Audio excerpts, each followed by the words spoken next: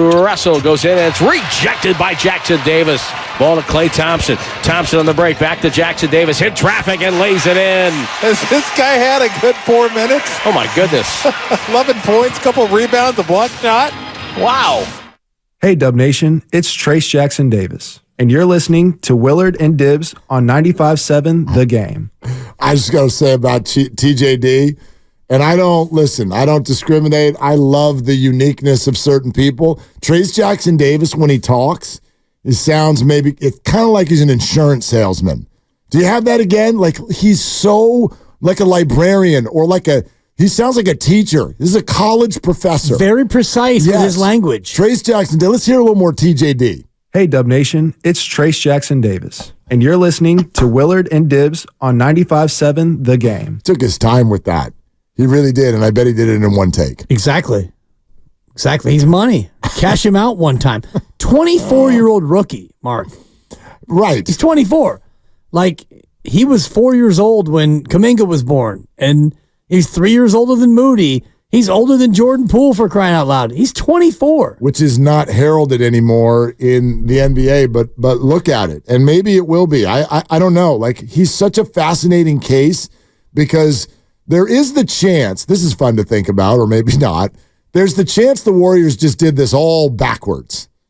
You know, go back to that article we read and visited with Baxter Holmes of ESPN yesterday, and the insinuation, and you know what that is. It's an insinuation sensation. Tim Roy in 10 minutes. Thank you. Right here on Willard and Dibs. And sorry, Tim, that we continue to bastardize your great expression. Oh, I will not apologize. I think it's an honor.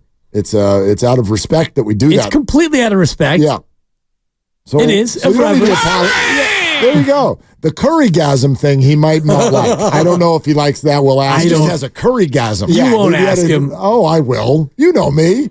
I freaking impersonated Gabe Kapler to Gabe Kapler. You don't think I'll ask Tim Roy if it's okay? I did Mark Jackson to Mark Jackson many, many years ago.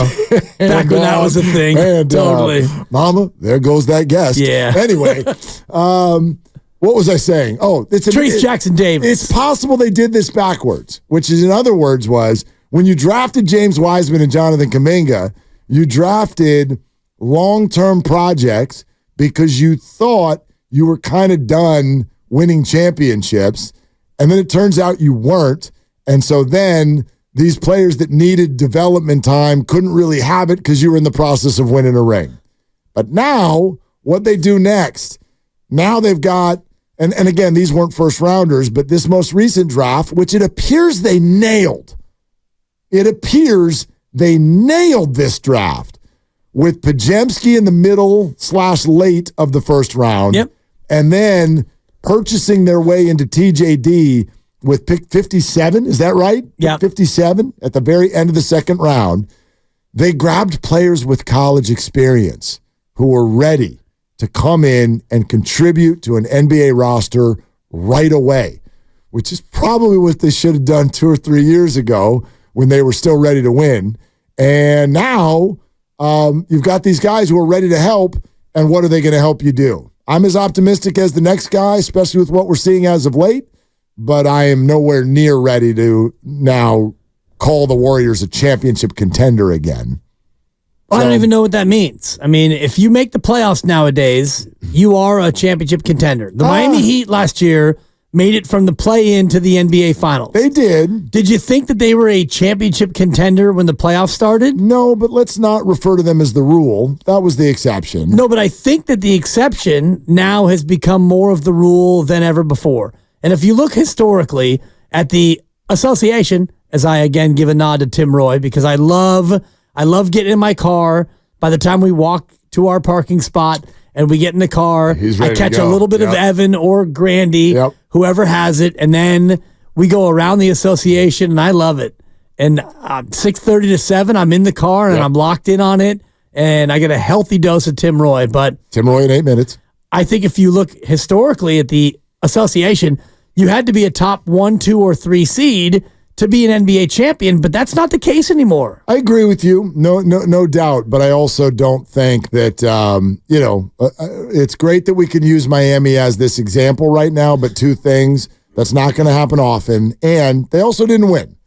They didn't Right, win. but they were a championship contender, They were. which is the nature of this conversation. Understood. But I'm going to hold off on anything about, like, I think we're such a pendulum fan base with this group. Right. And it's either, oh my God, the dynasty is over, you're stupid, Steve, or like, we going to be championship. And obviously there's something very much in the middle. And so, like, when I asked you earlier about what Wiggins said, this could be special. And I said, what is that?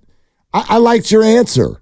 You know, I don't know if is this Play in May. Well, is that a loser mentality?